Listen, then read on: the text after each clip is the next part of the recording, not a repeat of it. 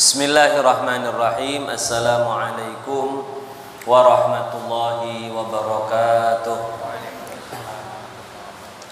Alhamdulillahirabbil alamin. Allahumma shalli wa sallim wa barik ala sayyidina Muhammadin wa ala alihi wa sahbihi ajma'in. Subhanakallahumma la ilma lana illa ma 'allamtana innaka antal alimul hakim wa tub 'alaina innaka antat tawwabur rahim. Rabbi shrah li sadri wa yassir li amri wahlul 'uqdatan min lisani yafqahu qawli wa saddid lisani wahdi qalbi bi jahin nabi wal ali wa sahbi amma ba'du. Bapak-bapak, ibu-ibu, saudara-saudara, para jamaah kajian dan acara buka bersama Masjid Nurul Islam Ciramai 2 yang dirahmati oleh Allah Subhanahu wa taala. Alhamdulillahirabbil alamin, kita bersyukur kepada Allah yang telah memberikan kesempatan kepada kita semua untuk hadir dalam majelis ini dalam suasana pelaksanaan puasa Ramadan.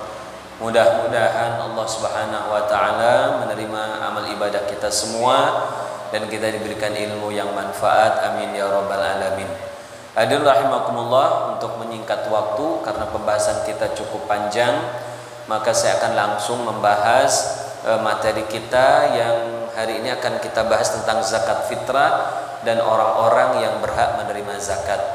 Kemarin sudah kita bahas sedikit mengenai zakat fitrah, bahwa zakat fitrah ini merupakan satu di antara dua jenis zakat, ya, di mana zakat dibagi menjadi dua, yaitu zakat harta atau zakat mal, dan yang kedua adalah zakat badan, yaitu zakat fitrah. Jadi tujuan dari zakat fitrah ini adalah untuk mensucikan dan membersihkan serta menyempurnakan puasa kita.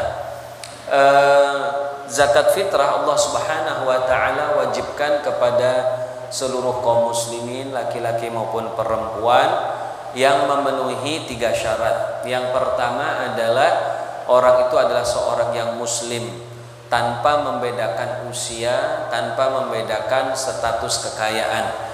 Jadi baik besar maupun kecil, laki atau perempuan, budak atau seorang yang merdeka, maka mereka semua wajib untuk membayar zakat fitrah. Kemudian yang kedua syaratnya adalah memenuhi waktu. Maksudnya adalah seorang yang wajib zakat fitrah itu diwajibkan bagi orang yang merasakan Ramadan dan Syawal sekaligus. Yang tidak merasakan Ramadan atau tidak merasakan Syawal, maka dia tidak wajib membayar zakat fitrah. Jadi misalnya ada seseorang yang meninggal menjelang malam takbiran, misalnya contohnya malam ini misalnya takbiran, artinya maghrib nanti ini sudah masuk bulan Syawal, lalu dia meninggal jam 5 sore, maka orang itu tidak wajib membayar zakat fitrah karena dia hanya merasakan Ramadannya saja. Atau ada seseorang atau anak bayi yang lahir pada malam takbiran, misalnya lahir setelah Isya, malam takbiran, maka bayi itu juga tidak dibayarkan zakat fitrahnya karena dia tidak merasakan Ramadan. Tetapi kalau misalnya ada seorang yang merasakan Ramadan dan Syawal meskipun sedikit, maka dia wajib.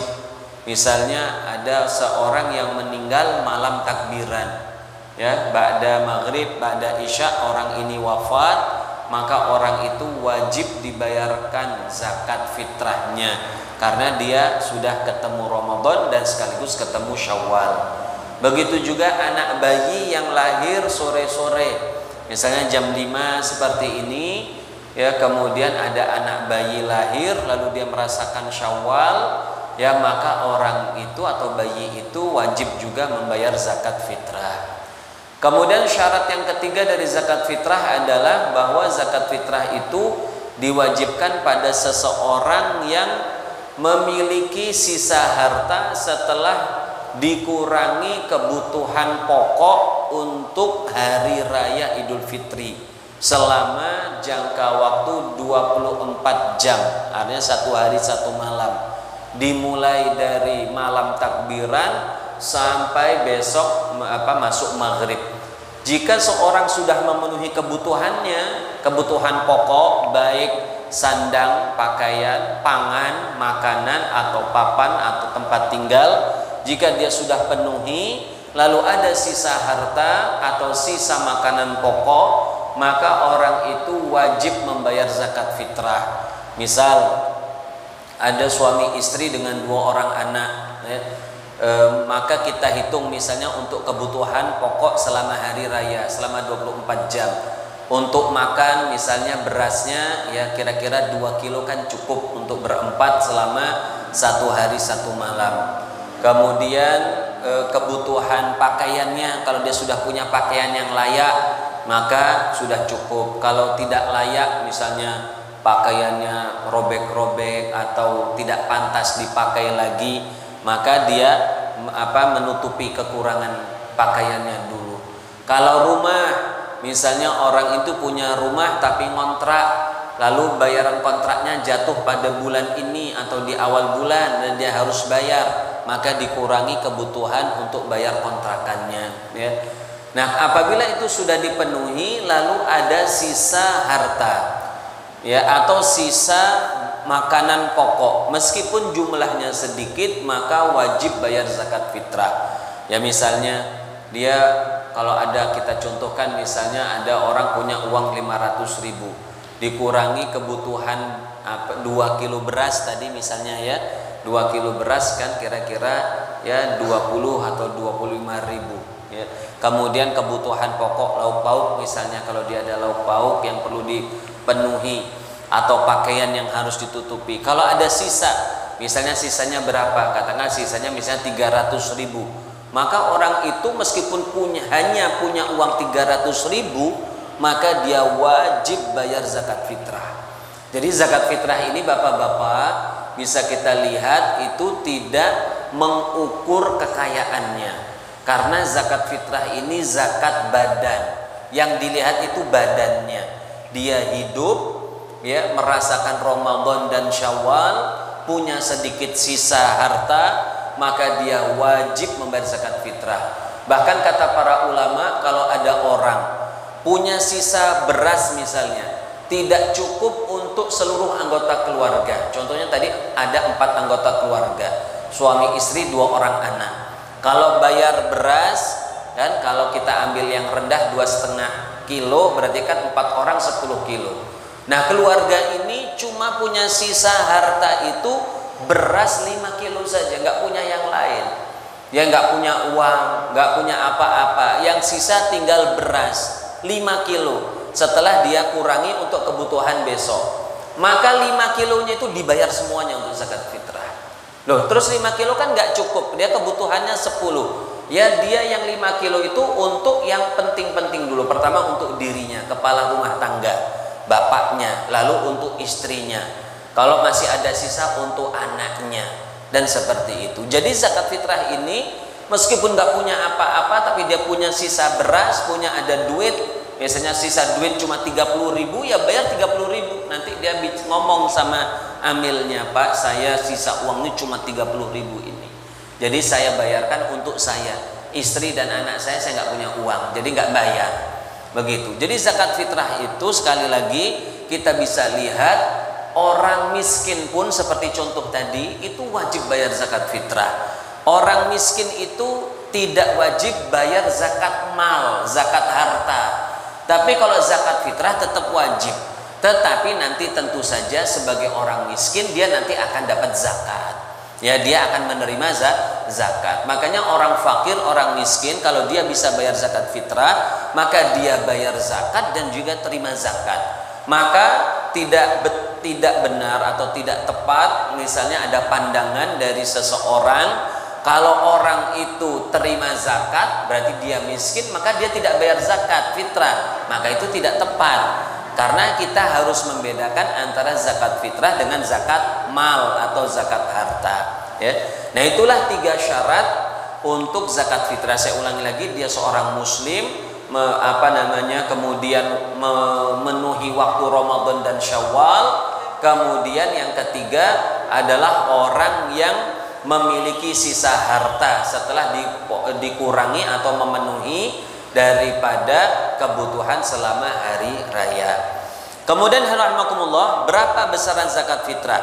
Para ulama menyatakan berdasarkan hadis Rasulullah SAW, zakat fitrah itu sebesar 1 so'.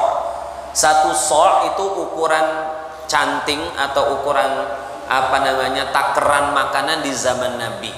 Ya, 1 so' itu 4 mud.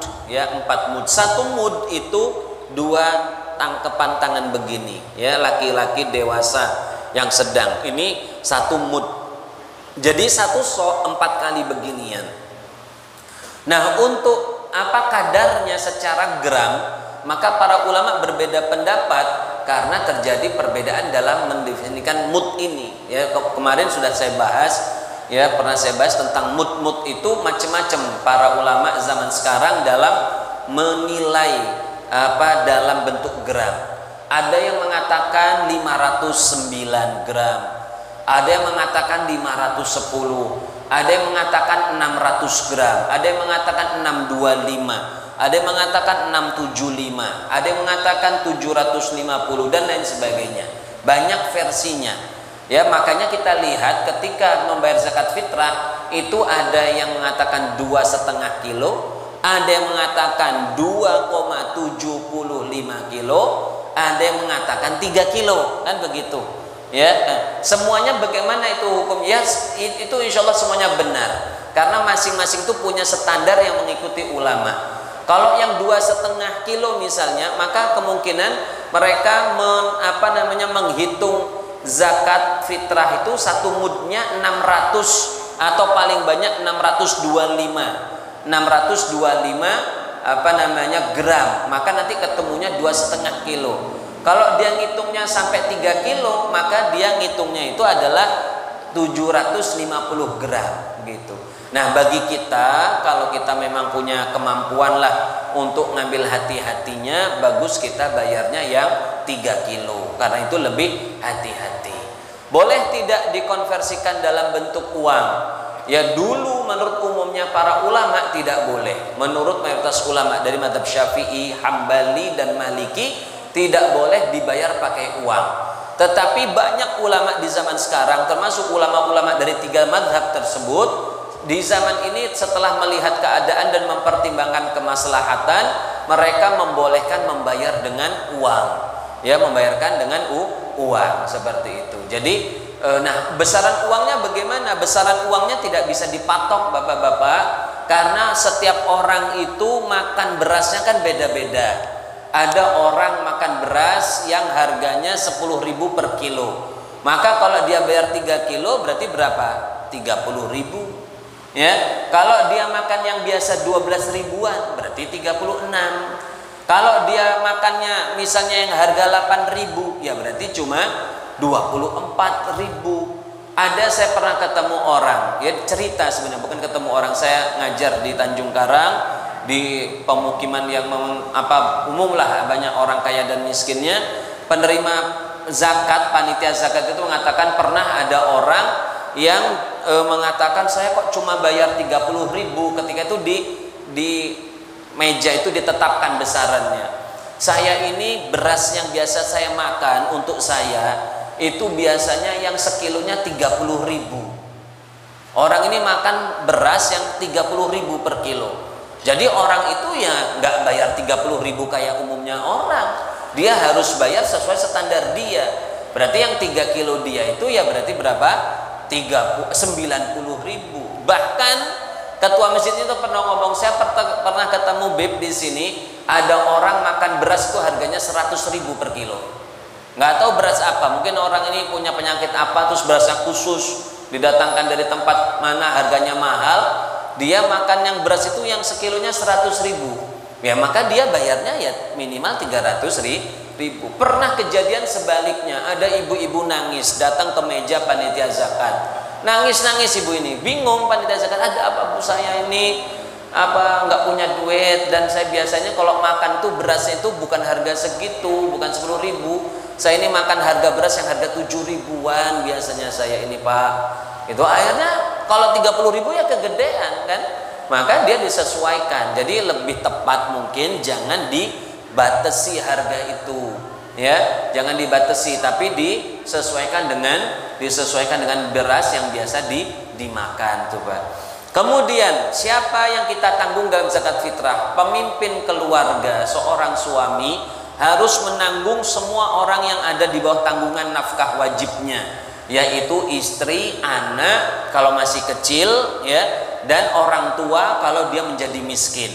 Termasuk juga kalau punya pembantu, yang pembantu itu tidak diberikan gaji atau diupah. Kalau pembantu yang diberi upah berarti orang kerja, dia itu bukan pembantu murni. Ya, pembantu itu maksudnya dia sekedar bantu lah, nggak minta apa-apa. Nah, kalau ada yang seperti itu kita bayarkan zakat fitrahnya. Tapi kalau pembantu yang dia itu kita upah, dia punya tanggungan sendiri. Meskipun kalau misalnya dia itu orang miskin, biasanya kan ya namanya pembantu rumah tangga biasanya kurang mampu, yaitu bisa kita kasih zakat, ya. Kita kasih zakat, bukan kita bayarkan zakatnya, bukan. Ya, kita kasih zakat kepada orang tersebut. Jadi itu ya yang kita tanggung itu. Selain itu tidak kita tanggung, ya. Kalau kita mau membayarkan anak kita yang sudah dewasa, yang sudah mapan, kadang-kadang ada orang tua yang kebiasaan zakat fitrahnya itu dia yang bayar terus seluruh anak-anaknya sampai besar, dia tetap ingin bayarin. Boleh nggak begitu? Boleh, tapi dengan izin anaknya yang sudah mandiri itu, karena dia sudah menjadi penanggung jawab yang berdiri sendiri. Dia dan punya keluarga itu tanggung jawab sendiri. Kalau dia mau tetap bayarkan anaknya atau mau bayarin mantunya, mau bayarin kakak adiknya, harus izin. Kalau diizinkan boleh, kalau tidak diizinkan tidak sah. Ya, jatuhnya hanya sekedar sedekah biasa. Seperti itu. Jadi kalau untuk membayarkan orang lain itu perlu izin, ya, perlu izin untuk pembayarannya.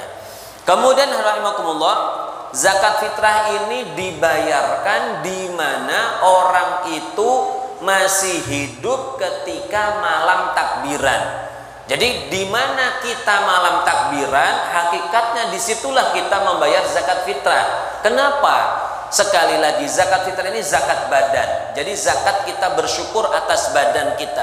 Maka di mana badan kita berada, di situ kita bayar zakat fitrah. Beda dengan zakat mal. Zakat mal itu zakat dikeluarkan di mana harta kita yang banyak itu berada. Misal kita tinggal di sini Ciramai 2, tapi harta kita yang paling banyak itu misal kita punya pabrik, punya kekayaan sawah dan lain-lain itu misalnya di Jawa atau di manalah di wilayah yang jauh. Maka zakatnya bukan di sini, tapi zakatnya di tempat ada harta itu. Kenapa kok di sana? Karena di mana dia ada harta, disitulah ada zakat. Karena orang miskin ketika melihat kekayaan itu, dia itu ada rasa dalam hati, bapak ini orang kaya, tanahnya banyak, luas, semuanya jadi sawah, ini semua. Jadi dia ada harapan mendapatkan harta zakatnya. Maka jangan sampai kalau itu malah dipindah, nanti kasihan, membuat orang itu patah hatinya, sedih, ya Allah saya di sini cuma ngelihat harta orang ini berlimpah ruah tapi nggak pernah ikut merasakan. Maka kalau zakat harta itu diletakkan atau dibayarkan di mana harta berada, kalau zakat fitrah di mana kita berada. Tetapi sekarang para ulama membolehkan memindahkan zakat, boleh. Misal ini uang saya misalnya ada di Karang, ya banyak hartanya di sana. Lalu saya tinggal di sini, harta saya bayarkan zakatnya di sini, dipindah, itu juga boleh. Tapi aslinya di tempat masing-masing. Jadi boleh kita memindahkan zakat kalau memang di tempat kita di mana zakat kita atau harta kita berada itu, ya, orang miskinnya telah terpenuhi kebutuhan zakatnya. Zakatnya mereka sudah terima semua, ada sisa, dan di tempat kita ini ada keperluan, maka kita pindahkan. Ya, seperti itu. Nah, rahimakumullah. Nah, inilah pembahasan tentang zakat fitrah, ya, sudah saya bahas secara singkat. Dan ini apa? Uang itu langsung uang itu enggak di. Nah, ya, kalau uang itu apakah boleh langsung uang? Boleh langsung uang, ya, boleh. Memang langsung uang itu boleh. Memang kalau kita mau lebih hati-hati, uangnya dikonversikan ke beras, nggak apa-apa. Gitu. Jadi di sini panitia zakat, ya, panitia zakat menyediakan beras yang untuk dijual, gitu boleh.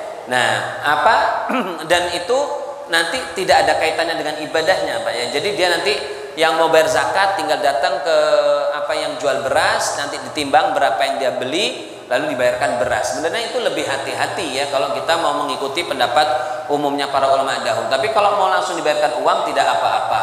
Nah, memang sekarang ini sejumlah ulama di Indonesia ya khususnya yang saya ketahui sampai saat ini mengatakan kalau kita mau bayar uang secara murni, maka kita akan mengikuti atau bertaklid kepada mazhab Hanafi.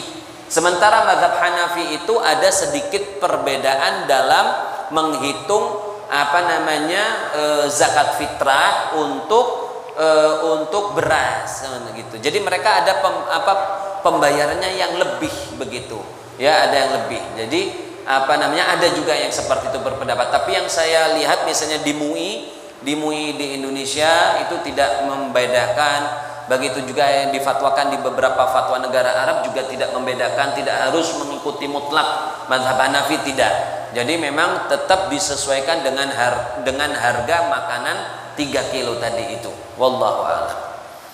Kemudian sekarang tentang penerima zakat. Ini pembahasan juga sangat penting karena ada beberapa penerima zakat yang kita masih salah paham di dalamnya. Ada beberapa hal, misalnya tentang amil, ini perlu harus disampaikan dan kita pahami secara bersama. Hadirin rahimakumullah, para penerima zakat itu sudah ditetapkan oleh Allah, jumlahnya ada 8. Di dalam surat At-Taubah ayat 60, innamas shadaqatu lil fuqara, sesungguhnya sedekah itu maksudnya sedekah wajib yaitu zakat, lil fuqara untuk orang fakir ya, wal masakin untuk orang miskin ya, wal amilina 'alaiha, amil zakat ya, wal muallafati qulubuhum, muallaf ya, muallaf yang hatinya perlu dilunakkan, didukung ya, disemangati ya, wal muallafati qulubuhum, wa fir riqab, orang yang dalam status budak yang sedang akan membeli dirinya, atau dalam istilah budak mukatab, wal gharimin, orang yang berhutang, wa fi sabilillah, orang yang berjuang fi sabilillah ya, wa ibnis sabil, dan ibnu sabil. Jadi ada 8, ini sepakat seluruh ulama. Nah, sekarang apa maksud dari masing-masing itu? Ini pembahasan ini sangat penting ya untuk diketahui bagi para amil zakat dan juga para panitia zakat. Yang pertama, fakir. Siapa sih orang fakir itu? Fakir itu adalah orang yang tidak punya uang sama sekali, nggak punya duit sama sekali, nggak punya harta, nggak punya beras, nggak punya apa-apa, itu fakir. Atau orang yang punya harta atau punya makanan pokok yang hanya sekedarnya saja. Sekedar itu ya sangat sedikit. Kalau para ulama memberikan sedikit pendekatan, sekedarnya itu misalnya ada orang kebutuhannya 10, tapi dia itu hanya punya kurang dari setengah. Jadi misalnya dia butuhnya 10 atau 1 juta, tapi dia itu punya duit hanya 300.000, 400.000, nggak sampai setengahnya, nggak sampai 50%. Itu orang fakir.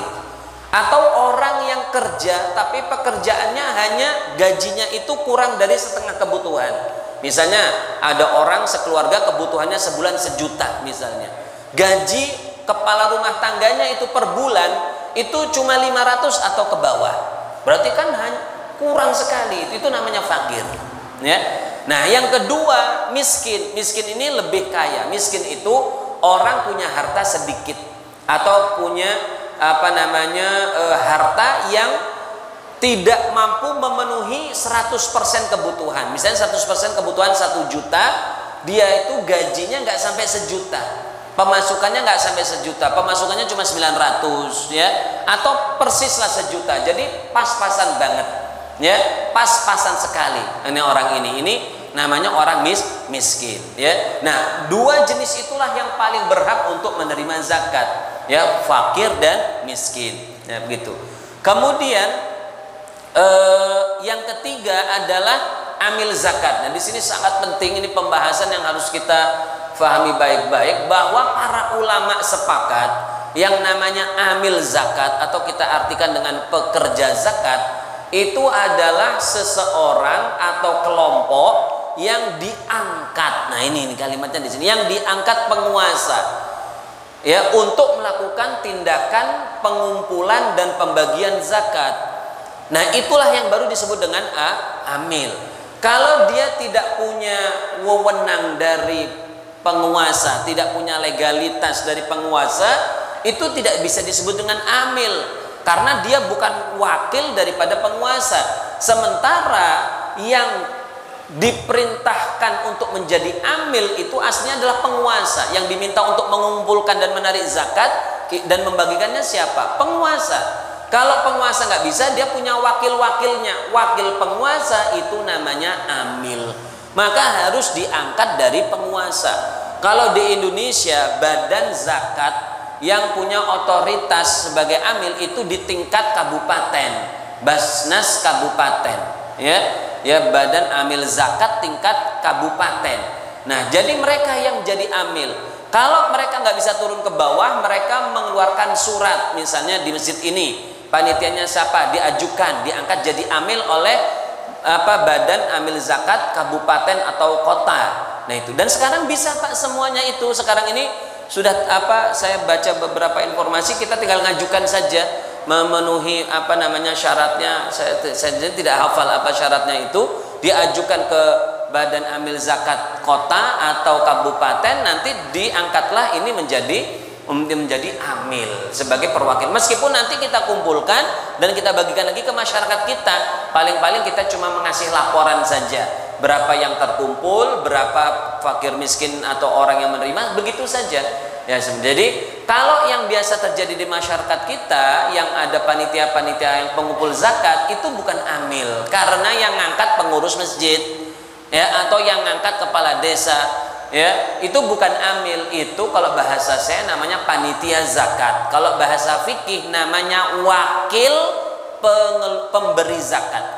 Wakil pemberi zakat itu saya contohkan begini, saya misalnya mau bayar zakat, saya punya uang ya, atau punya beras mau saya bagikan, tapi saya nggak paham siapa yang berhak menerima di sini, atau saya nggak punya waktu untuk saya serahkan langsung kepada fuqara wal masakin, lalu saya titip kepada misalnya Ustadz Abdullah, Ustadz saya ini punya zakat, saya ini bingung mau saya kasihkan ke siapa, saya titip antum ya. Nah beliau itu namanya wakil saya ya. Nah itulah status untuk panitia zakat. Jadi beliau meskipun membagikan, saya misalnya kasih zakat banyak itu ya, beliau yang bagikan kemana-mana ya, apakah beliau ini berhak tidak menerima zakat dari saya itu? Tidak, karena dia ini bukan amil. Beliau bukan amil, panitia atau wakil dari orang. Kalau wakil penguasa namanya amil, kalau wakil orang biasa ya wakil saja. Begitu. Nah, tetapi bapak-bapak tentu ya tidak kita pungkiri, yang namanya orang bekerja mengeluarkan tenaga itu perlu ada insentif supaya dia semangat, supaya kita menghargai.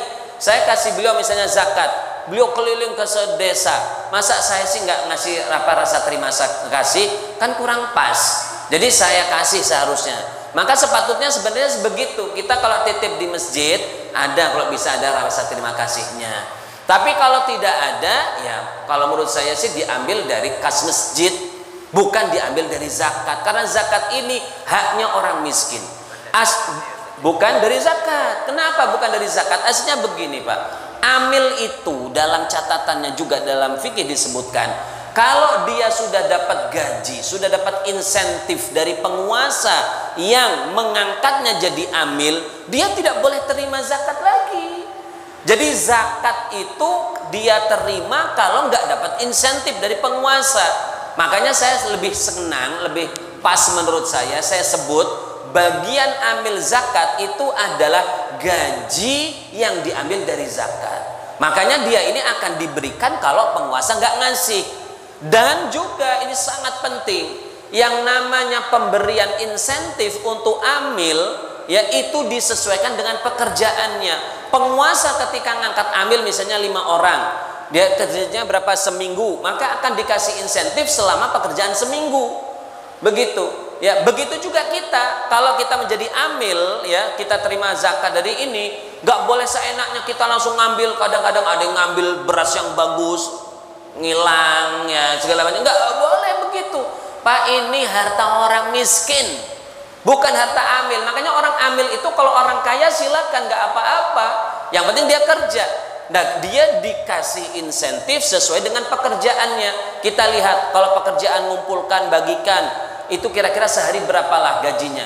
Ya gajinya mungkin misal ya di daerah kita ini 100.000 itu sudah pas, sudah cocok. Ya udah berarti satu hari 100.000. Kalau dia kerjanya seminggu ya dikali seminggu, selesai. Nggak boleh dikasih banyak, nggak boleh kasih banyak. Jadi sekali lagi ya, zakat yang untuk amil itu hakikatnya gaji, insentif, rasa terima kasih atas tenaga yang dia keluarkan. Maka disesuaikan dengan pekerjaan. Tidak boleh misalnya kita nih, misalnya masjid apa ini, masjid apa Nurul Islam mencakup Ciremai 2 saja misalnya ya. Ciremai 2 ada berapa RT, lalu kira-kira berapa kakak. Oh cukup 5 orang. Kalau 5 orang cukup, nggak boleh panitia jadi 10. Loh, atas dasar apa nanti yang 5 sisanya? Nganggur-nganggur aja. Saya pernah ketemu masjid di Bandar Lampung, masjid besar, panitia ambilnya sampai 50. Nggak tahu bener apa nggak, pengurus ngomong. Ada ketua, ini ketuanya, wakil ketua, sekretaris, wakil sekretaris, bendahara, bidang-bidang, nggak ada yang kerja, tapi dapat bagian. Atas dasar apa coba dia dapatnya? Nggak benar begitu. Jadi sekali lagi ini bukan, jangan kita pikir apa namanya, asalnya apa ya, mumpung. Bukan mumpung, ini nih duit ibadah, hati-hati punyanya orang miskin. Masuk hukumnya kemana itu Ustaz? Haram mutlak. Kalau dia ambil wajib ganti itu. Makanya kita ini harus hati-hati. Sekarang masih banyak lah Pak, saya di mana-mana. Saya setiap kali ngambil begini banyak protes orang. Lu selama ini selama ini karena kita nggak baca kitab, nggak ngaji kita ini. Ya, ada sampai ngomong, udah kita nggak usah pakai kitab-kitab. Nah, kok orang bicara ke orang Islam kok begitu ngomongnya? Kita ini ada aturan itu sudah ada. Cuma kita nggak ngerti karena kita jarang belajar. Cobalah kita ambil saya bukan ini ya, tapi silakan kalau ada yang bisa mendatangkan apa yang berbeda dari ucapan saya, pakai mazhab lain silakan.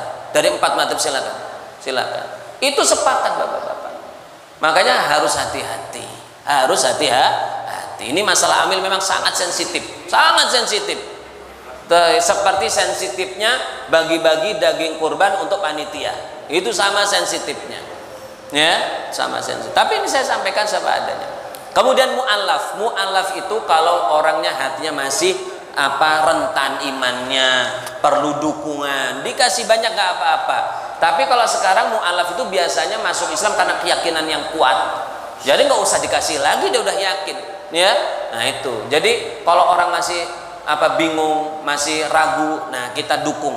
Atau ada tokoh masuk Islam, kalau kita kasih dukungan, dia nanti bisa merekrut orang lain, kita kasih seperti itu mu'allaf. Dan masih ada status yang lain ya.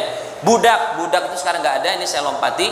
Pemilik hutang itu meskipun kebutuhan pribadi boleh, tapi yang dengan catatan dia nggak punya harta untuk menutupi hutangnya. Kalau dia punya harta untuk menutupi hutangnya, dia seharusnya jual hartanya.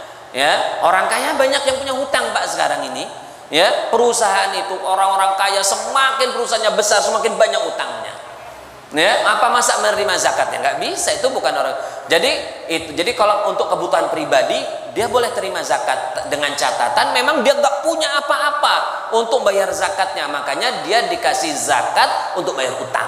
Zakatnya untuk bayar utang, bukan zakatnya untuk kepentingan lain. Bukan, ini dikasih zakat, malah untuk yang lain, nggak benar. Untuk bayar utang zakatnya itu. Atau ada juga begini, seperti ada pembangunan masjid atau jalan. Ada orang ngutang untuk kepentingan umum, untuk bangun masjid, untuk bangun jalan. Ini jalannya rusak terus, nggak ada yang perhatikan. Ini dia ngutang, dicor jalannya. Utang dia 100 juta, ngambil dari zakat nggak apa-apa. Gitu, karena untuk kepentingan umum, untuk bangun masjid. Tapi utangnya utang yang pribadi. Ya, utang pribadi, misalnya ketua masjid utang semen 20 sak. Nah, habis itu udah ada zakat dibayarin itu. Begitu. Itu tidak apa-apa. Tapi kalau zakat untuk bangun masjid enggak boleh. Ini kadang-kadang Zakat untuk beli ambulan nggak boleh. Zakat untuk bangun pesantren nggak boleh. Karena zakat itu untuk manusia, bukan untuk yayasan, bukan untuk instansi. Dan zakat itu harus ada istilah tamlik. Tamlik itu dia bisa memiliki. Yang bisa memiliki harta itu hanya manusia. Kalau instansi tidak bisa. Pak ya, ini sudah mau maghrib. Inilah saya bilang ini pembahasannya panjang Pak. Mudah-mudahan nanti kapan-kapan bisa disambung lain. Wallahu taala alam.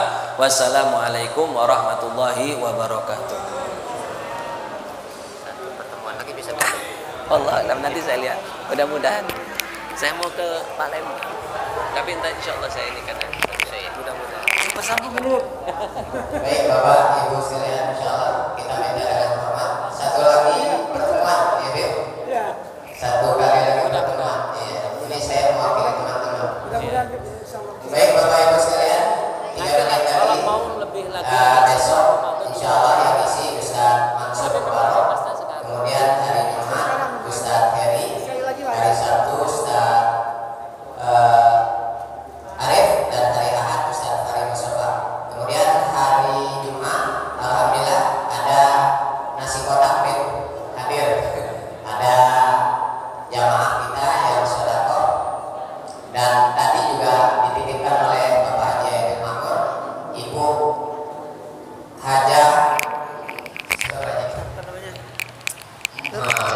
Kurniam kalau Ya. memberikan iya 100 berapa tadi?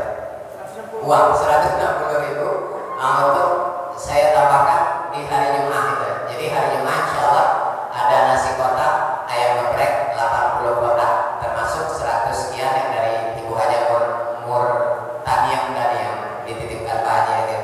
Demikian Bapak Ibu sekalian, syukron Beb sudah memberikan penjelasan, nanti dikoreksi yang kurang pas di masjid kami tentang zakat yang dikomandai oleh Bapak Haji Aidil Makmur nanti sebagai takmirnya. Mudah-mudahan barokah masjid kita. Kita tutup dengan doa kafaratul majelis. Subhanallah wa bihamdika asyhadu an la ilaha illa anta astaghfiruka wa atubu ilaik. Assalamualaikum warahmatullahi wabarakatuh.